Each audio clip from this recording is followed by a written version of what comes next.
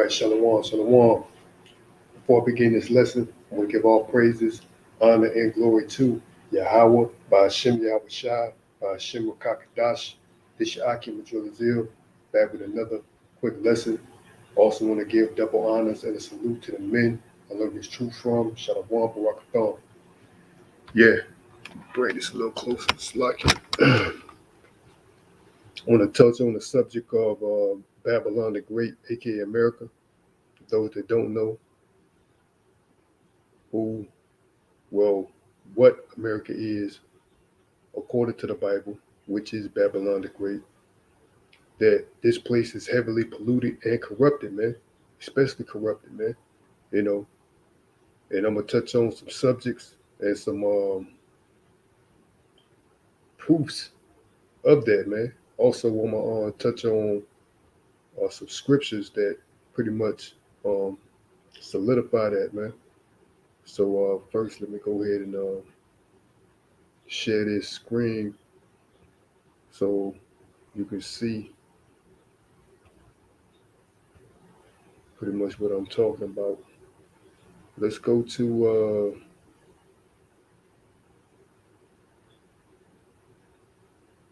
I'll go to this first article right here.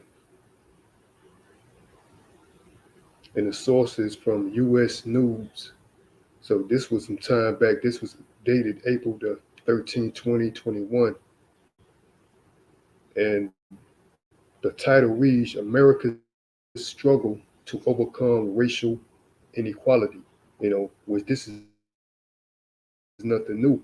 It says Americans have yet to address structurally systematic racism that has historically preserved inequalities.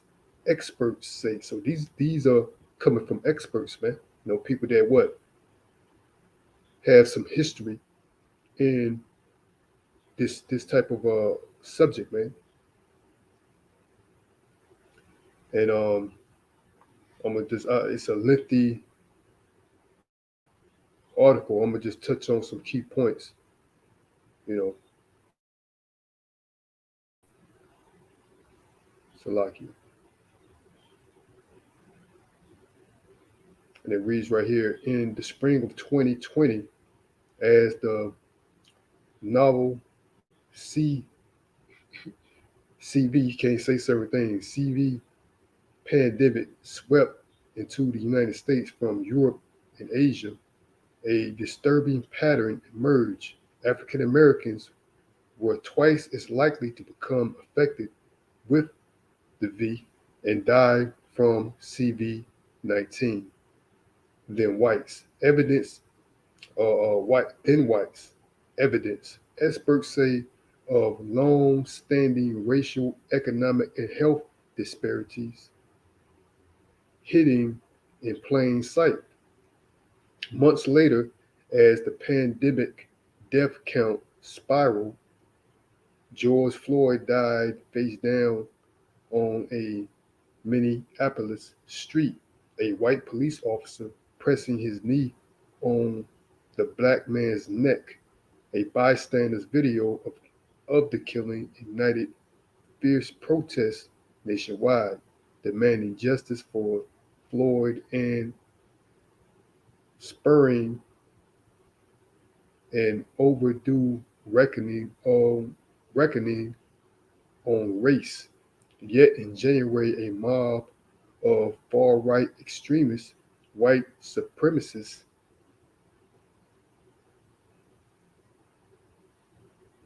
and backers of former President Donald Trump stormed the U.S. Capitol in Washington in a deadly riot bent on overturning the result of the 2020 presidential election by violence if necessary.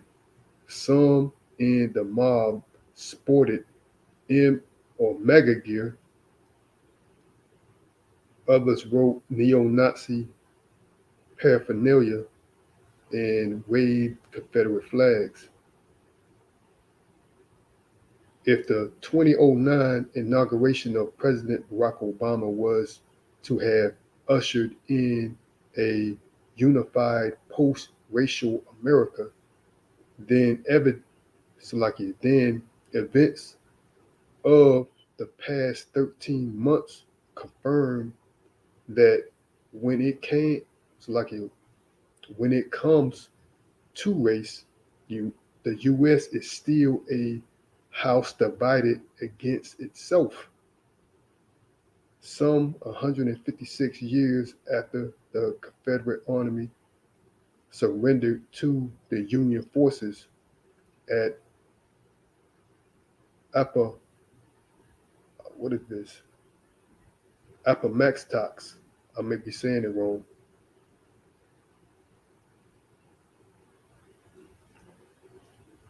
Appomattox. I may be saying it wrong. At the end of the Civil War, a nation that stands as a global beacon of freedom and liberty is unable to atone for its original sin of slavery, man. So, this place right here, man, it is corrupt, man. And it's already said what America has yet to address the structural the structurally systematic racism that has historically preserved inequality, man. You know what I'm saying? So it's a system. This whole system is corrupt, man. You know, and I'm trying to touch on some key points because this is a lengthy article.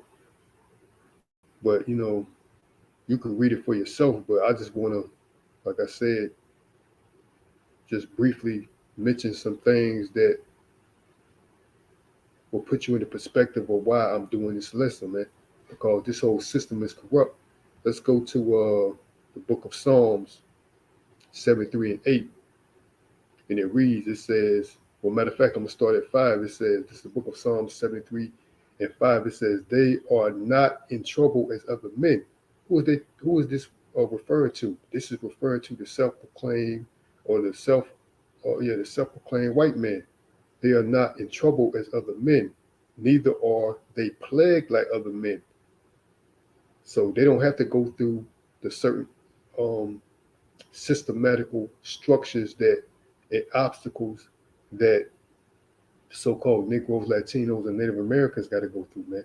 You know, Therefore, pride compasseth them about as a chain, violence over Salakia. Violence covered them as a garment. You see, like that article, they said,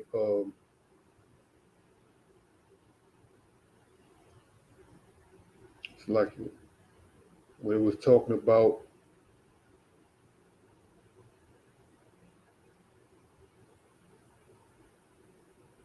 this January 6th, it said, yet in January, a mob of far right extremists, white supremacists, and backers of former President Donald Trump stormed the U.S. Capitol in Washington in a deadly riot bent on overturning the result of the 2020 presidential election by violence, if necessary, man.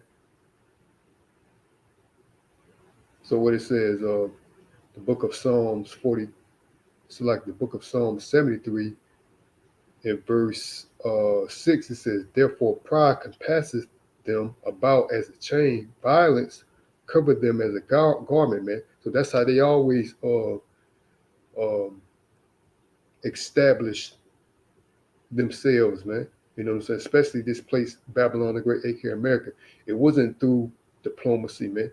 It wasn't through democracy, man. It wasn't through, you know, equality or justice. Nah, it was through violence, man. You know, rape, robbery, and murder. Their eyes stand out with fatness. They have more than heart. So like it, they have more than heart could wish. And basically that's what these Edomites do. They have more than a lot of these people around here can wish for, man. You know, but ultimately they talk about the elites amongst Esau, Edom, self-proclaimed white man, the banking families, man. They have more than heart could wish, man. Verse 8, they are corrupt and speak wickedly concerning oppressing. So, like, let's read that again. The book of Psalm 73 and 8. They are corrupt and speak wickedly concerning oppression. They speak loftily. You know what I'm saying? That's how these devils speak, man. They corrupt as hell, man. And a lot of these Negroes, Latinos, especially these Negroes, man, they ain't nothing but sellouts, man. I'm gonna touch on that too. You know what I'm saying? I ain't forgot about them, you know. But we're gonna touch on this devil right here first. So, you know, they're corrupt, man. And I'm gonna touch on this other article right here. It says corruption in this. Well, actually, let's read where this source comes from. So, like it.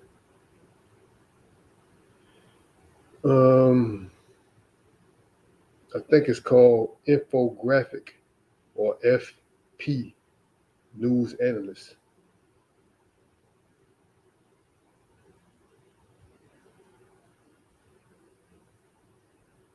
So, like it says report corruption in U.S. at worst level in almost a decade. And this was published back in January 28, 2021. You know what I'm saying? It says corruption runs rampant. Corruption,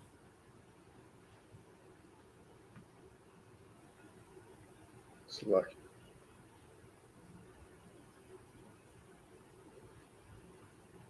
corruption runs rampant in most countries, and that has big impact on things like healthcare, man, or so like counties.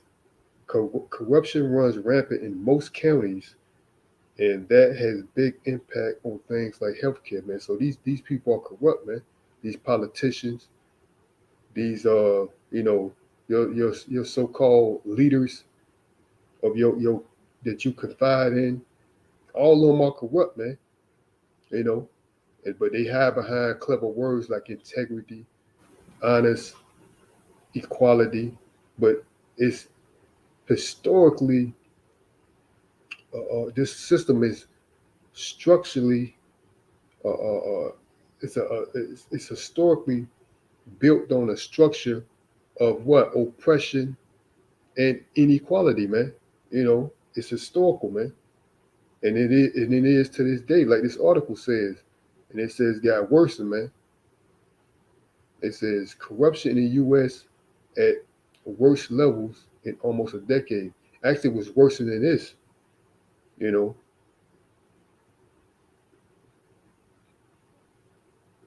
let's read this again. It said corruption in the U.S. is apparently at its worst in almost a decade, according to a new global report released Thursday by Transparency International. Advocates attribute to drop to decline trust in democratic institutions and poor oversight on pandemic related financial aid. In the annual corruption perception index CPI, the United States fell to a low of 67 out of a maximal possible score of 100, down from a high of 76 in 2015.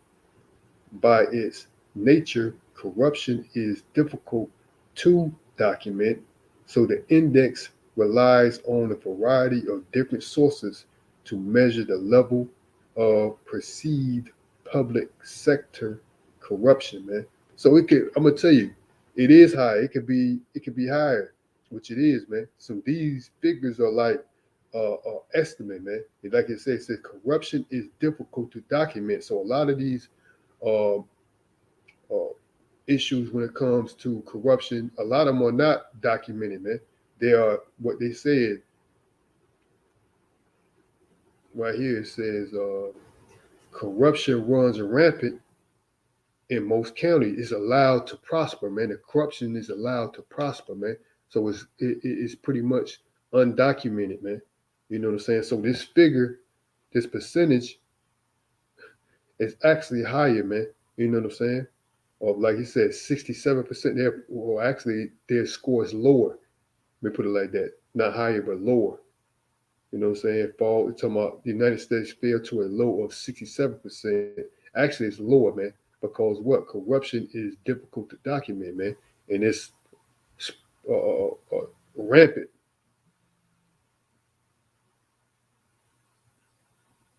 Let's read that again.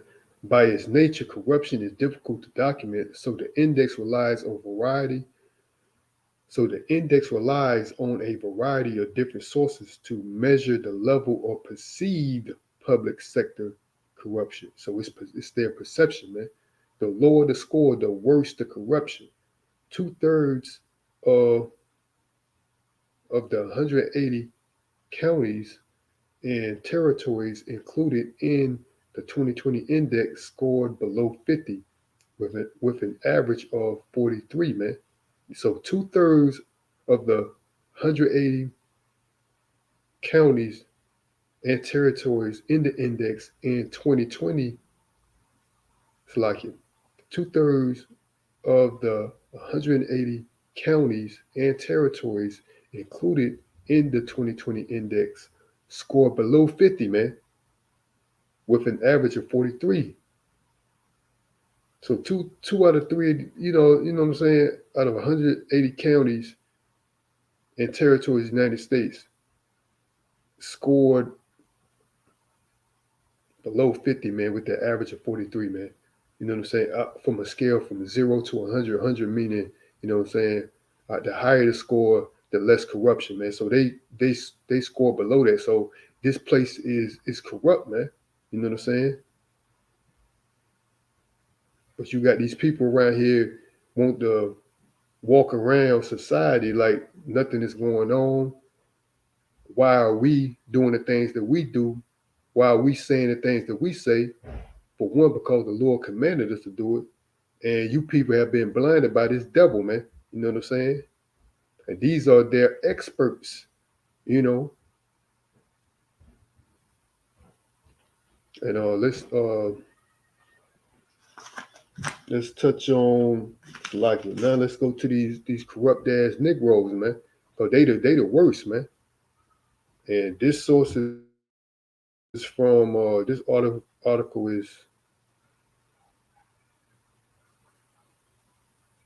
is called Mandamo Slakia. Madame Madame Minor. If I'm saying that right. Madame Minor. Madame Minor. I'm assuming that's how you pronounce it. This is the source of this. And this was published in July 23, 2010. So this has been a while. You know? But nonetheless, it's still relevant. It says the evolution of the sellout in Black America. And it says, what does it mean to be a sellout?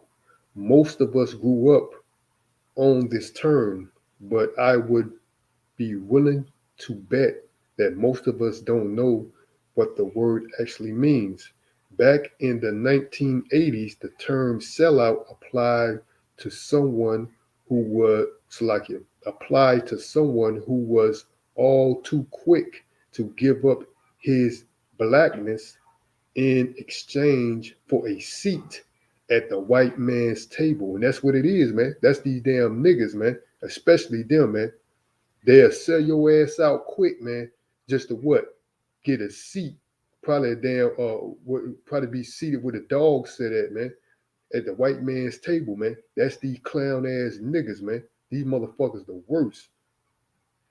It could also relate to someone willing to do so like it could also relate to someone willing to do nearly anything to earn a buck, man. And that too, that's what these jokers do. They'll do anything, man, to earn a buck, man. They'll sell out. They'll do anything, man. That's the mentality, especially today with these Negroes, because all of them mentality nowadays is chasing a buck. That's all their mentality, man. It's about a buck, man. You know, the dollar, 'cause that's what they worship.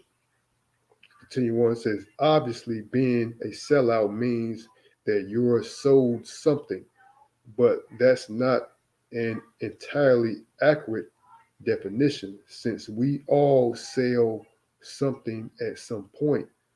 Most of us, it's like most of us have been in situations where we wanted to take a stand on an issue, but simply decided to choose our battles in order to protect our opportunities.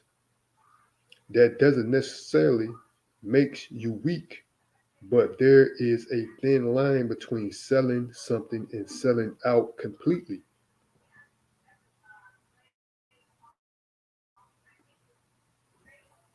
So like,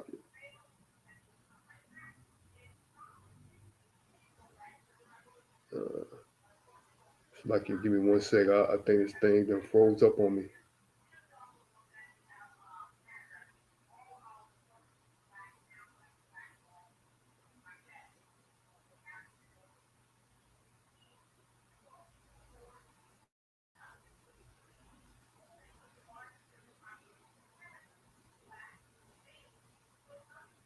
Yes, Salaki, that's exactly what it did.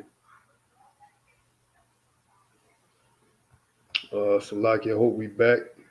Let's see.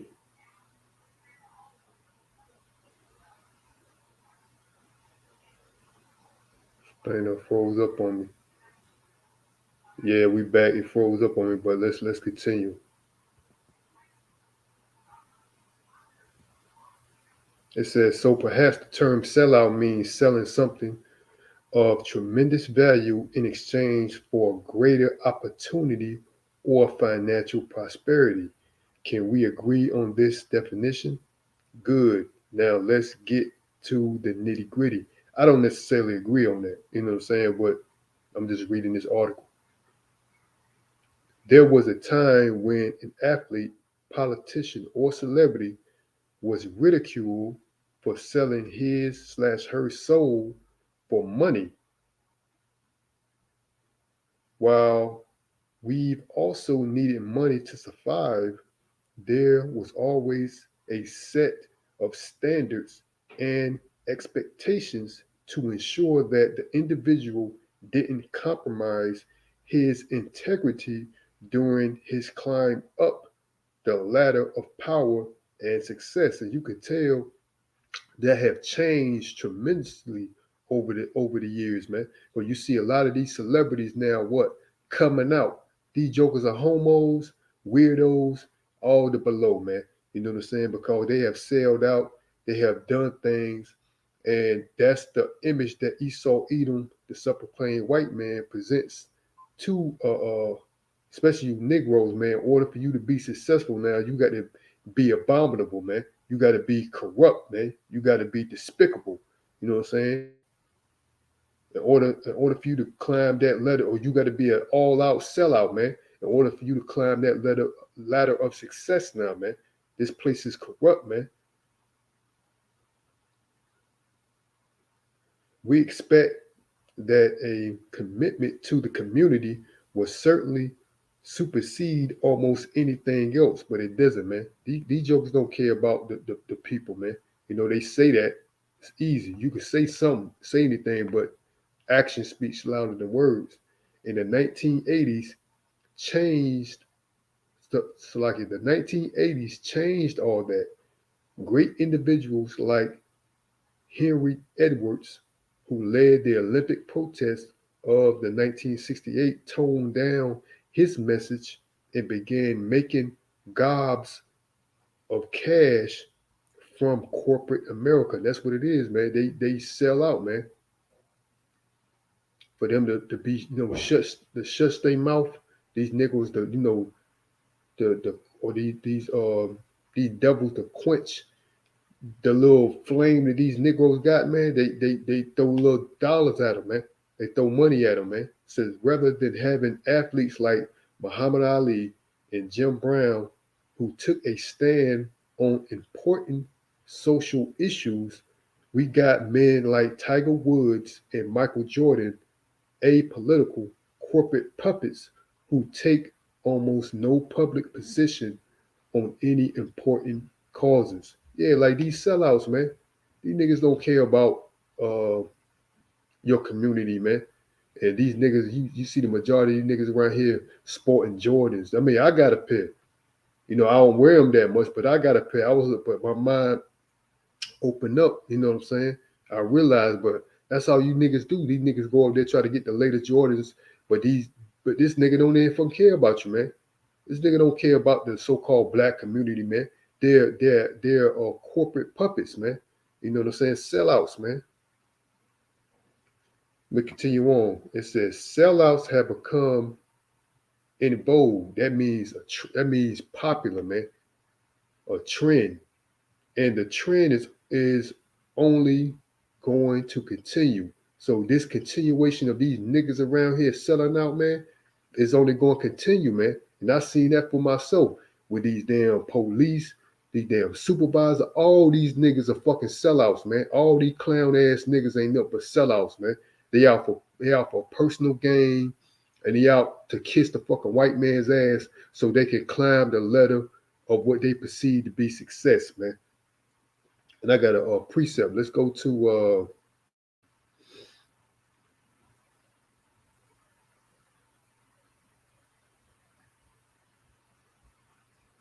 the book of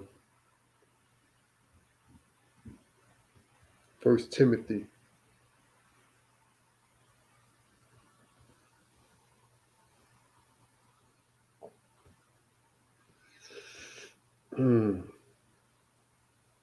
Chapter 6,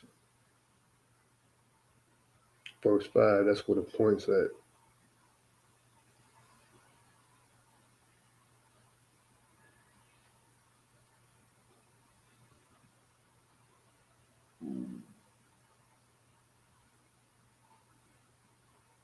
It says, perverse disputing of men of corrupt minds and destitute of the truth, supposing that gain is godliness, from which withdraw themselves, man. That's what a lot of these people think, man. But godliness without contentment is great gain. But it says what? For we brought nothing into this world, and it is certain we can carry nothing out, man. So these people think that their riches going to sustain them, man. Just like the precept said, man. Your stuff is moth eaten, man. You know what I'm saying? You whatever you're going to sell yourself out, meaning like you're going to sell your soul. That's what you do to the devil. You know, Esau eating the self-proclaimed white man to obtain some status in society here to gain all this wealth, but you can't take that wealth with you, man. Basically, all these possessions is gonna be destroyed here in Babylon the Great, aka America, man. Let's read that again. The book of First Timothy, chapter 6, verse 5 says, "Perverse disputing of men of corrupt minds and destitute of the truth." See, people don't know the truth, man. That's why their mind is corrupt, man. They're destitute of the truth because they don't know the truth, man. Supposing that gain is godliness. So they thinking that, by them selling out, you know, God is blessing them. You know what I'm saying? God wouldn't present this opportunity to me, you know what I'm saying, if I didn't want it. That's true. You know what I'm saying? Because God knows these people, man. The wicked, especially 2/3 of Israel, man. You're that vessel. You're fitted with that vessel for destruction, meaning Esau, Edom. You're joined hand in hand with this devil, man. Supposing that gain is godliness, from which withdraw themselves, but godliness with contentment is great gain. For we brought nothing into this world, and it is certain we can carry nothing out, man. And it says what? And we have food and raiment, let us be therewith content. So you supposed to be content, man, because if you have food and raiment, man, the Lord teaches us to be content, man. with that, man. Not to go out here and try to, use the oppression of people in the society for your personal gain, man. You're supposed to be content with that, man. But these people, they are not. That's why you see them like the Michael Jordans, the Tiger Woods. These people are billionaires, man. You know what I'm saying? Because they sold out, man. They corrupt. These niggas, man. They the worst, man. Let's read that again. Selling out has become a in vogue, meaning a trend, man, a style. That's what it is nowadays. And the trend is only going to continue. We decided that Bob Johnson having $1 billion is more important than the fact that he nearly ruined an entire generation of young people in order to earn it, man. So that's what these people do, man. They are destroy an entire generation of young people. That's why these young jokers out here now lost, man. They lost and walking around with this psychobabble because these people like these entertainers, man, sold out to what? Further lead you astray, man. To the what? Destroy, man. Let's read that again. We Salakia, it looked like it froze up again.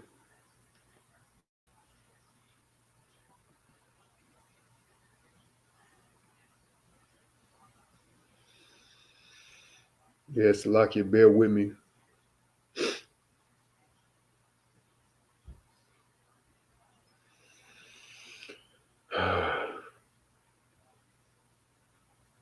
Yeah, Salakia, bear with me. I think we back. Let me see if we back.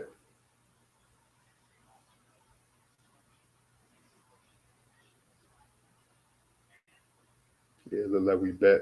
It froze up again, Salakia. It says what? We decided that Bob Johnson had Salakia having a billion. That's why I said these people are billionaires, man. These niggas are billionaires. Having $1 billion is more important than the fact that he nearly ruined an entire generation of young people in order to earn it, man. So that's what they do, man. These people sell out in the process of ruining a generation, man, to attain their wealth, man. They don't care. They out for personal gain, man. That's why these niggas the worst, man. And I don't trust or have no respect for these niggas, man. Period, man. So this is more of a, it ain't too much of a lengthy article, but it pretty much I read enough of it. And I hope this thing ain't freezing up again, man.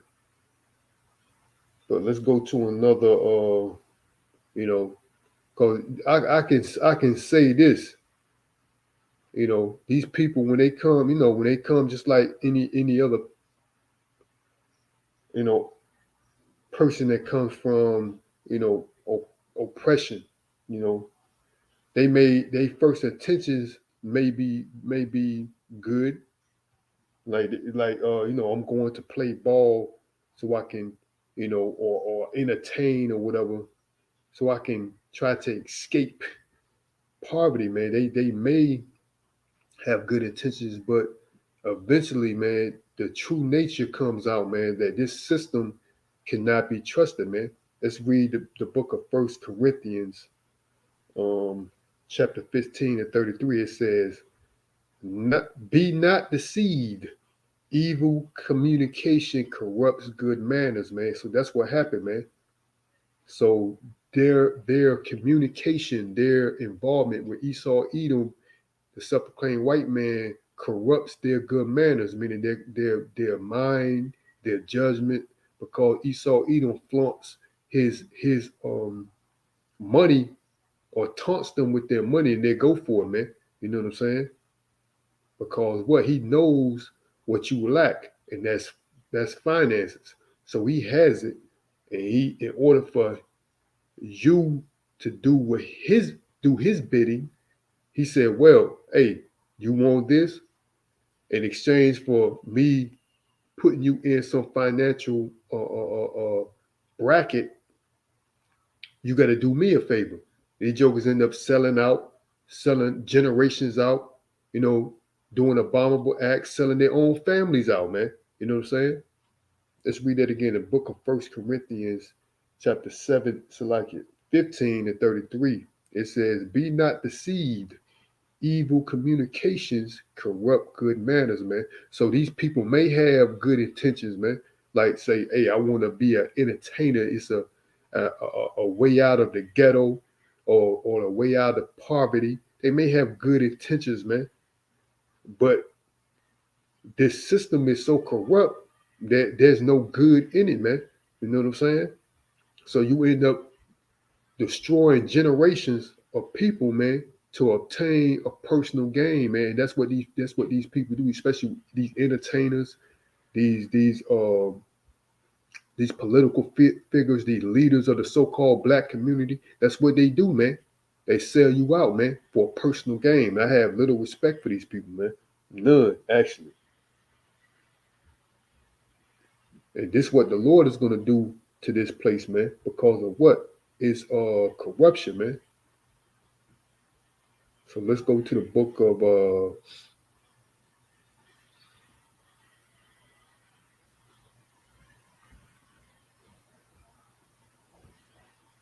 Revelations 19.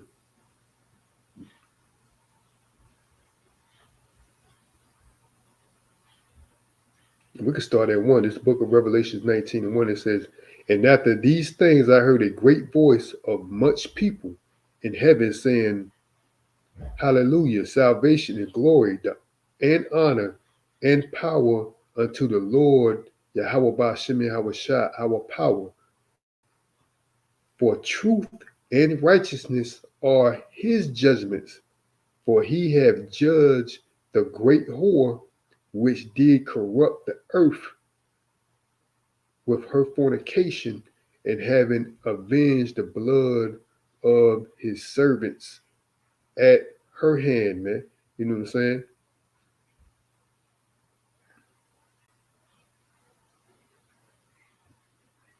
And that fornication means that the the um the the world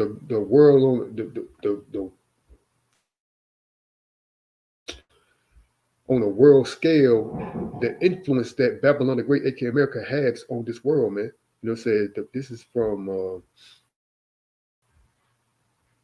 I really meant to read this article first, but nonetheless, this is from see NPR, whatever that acronym means.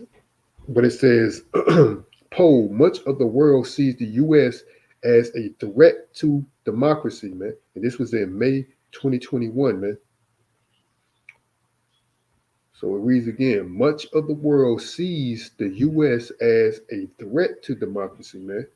It said the U.S. and China are seen as the main threats to the world peace in a new survey of international public opinion. Let's read it again. The U.S. and China are seen as the main threats to world peace in a new survey of international public opinion, but views of the U.S. are improving since President Biden's election. Okay, let's see what's going on. It said Rachel Martin hosts. A lot of people around the world want more democracy, and they see the U.S. as one of the biggest obstacles to that. At least that's according to a new poll out today. More than 50,000 people across more than 50 countries were surveyed. NPR's Rob uh, Skumitz, or however you pronounce this guy's name,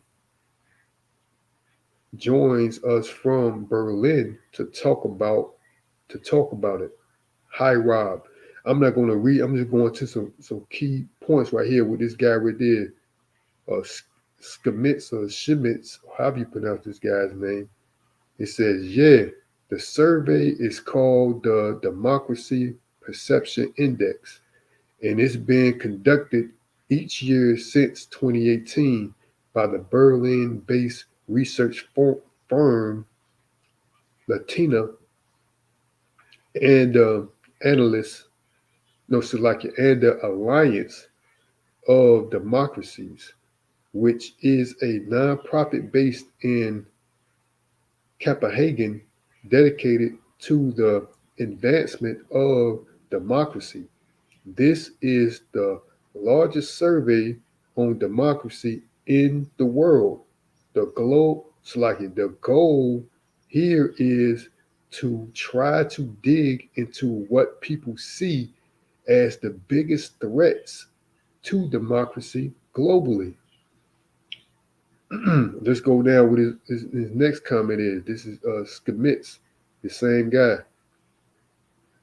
He says, well, the first one you would probably predict. Yes, these probable, these probable,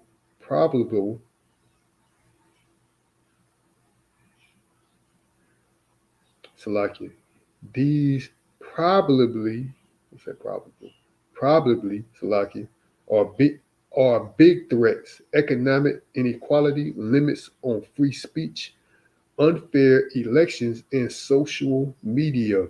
About 44% of those surveys said another threat to democracy worldwide is the influence of the United States, man. So these people are, that's what, here in the book of Revelation, chapter 19 and 2 reads again, it says, for truth and righteousness are his judgments, for he have judged the great whore which did corrupt the earth with her fornication. So that fornication goes into their policies, their ideologies, their terms and their conditions, man.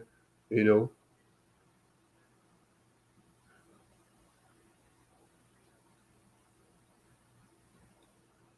it's like one article right here. It says what Schmidt says. The first one would, the first one you would probably predict. Yes, these probably are big threats. Economic inequality, limits on free speech, unfair elections, and social media. But 44% of those surveyed said another threat to democracy worldwide is the influence of the United States. So these people influence on the world is a big threat to what these people perceive to be democracy, man. That's that fornication, man. And the Lord is going to destroy this place because it heavily what corrupting the world, man. You can see that now with a lot of these alphabet people worldwide. They're pushing that on a global standpoint, meaning that if you don't accept these weirdos, they're going to stop providing these countries at one time aid. Like I think it was Uganda, if I ain't mistaken. It may be another country, but I think it is. It's been months since I seen that article last, where they were banning or outlawing. You know what I'm saying? The alphabet crew, but the United States stepped in and said, if you don't allow this behavior, we're gonna cut off aid to you, man. You know what I'm saying? So if you don't accept, they outlaw that behavior, man, which is biblical, man. That's against the law, man, of Yahweh Bashem Yahweh Shai, man.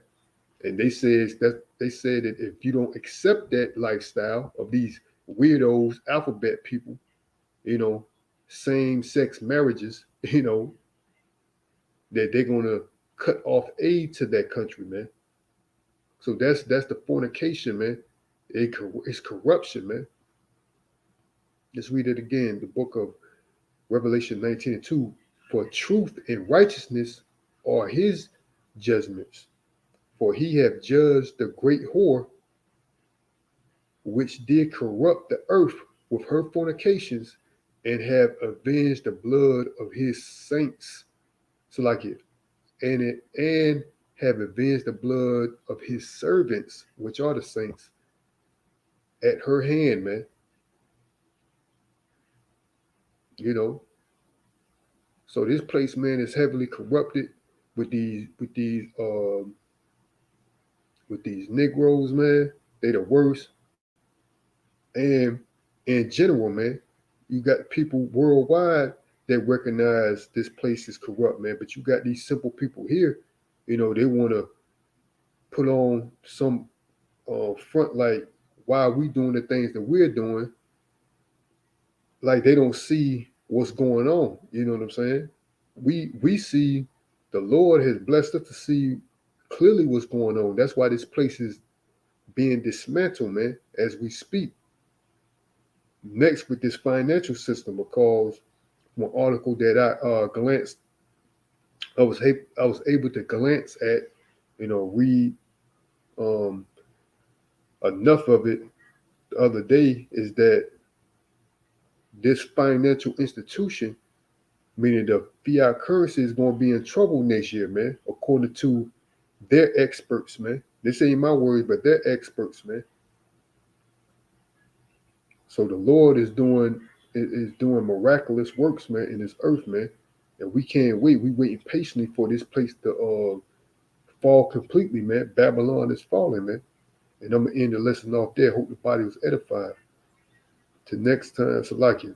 Before I do, I want to give all praises, honor, and glory to Yahweh, by Hashem, Yahweh Shah, by Hashem Kakadash.